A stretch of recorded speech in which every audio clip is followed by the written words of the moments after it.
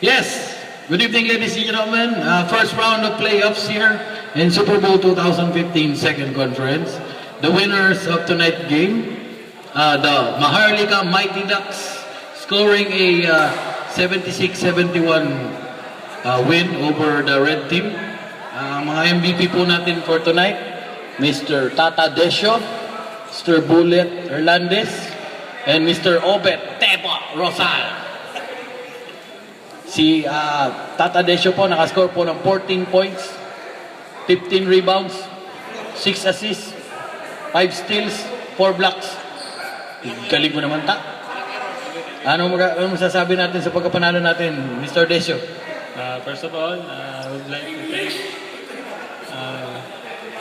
Jesus Christ for binigay po na lakas sa amin. Ayun lang po, binigyan kami ng lakas para patiwala paglalaro. Mr. Bullet Hernandez, ito po ang isa sa mga father and son team dito. Anak po ito ni Doc Eric Hernandez. Scoring 10 points, 2 tres po binitawan ito. Ano masasabi natin? Bullet?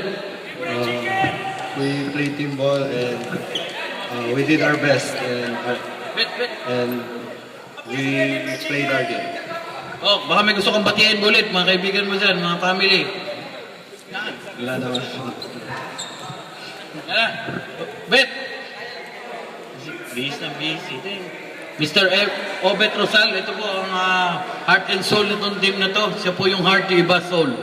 Kasi ito, wala ho siyang soul, puro heart lang. Ano masasabi natin, Mr. Obet Rosal? Una-una,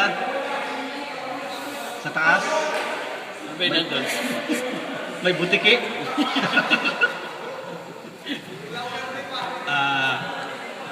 Team captain, Oh. Manny Noel. You know? Consultant, Doc Eric. Sulsultan, wala ba? Consultant, Kukoy. Sulsultan. Congratulations, Team Maharlika!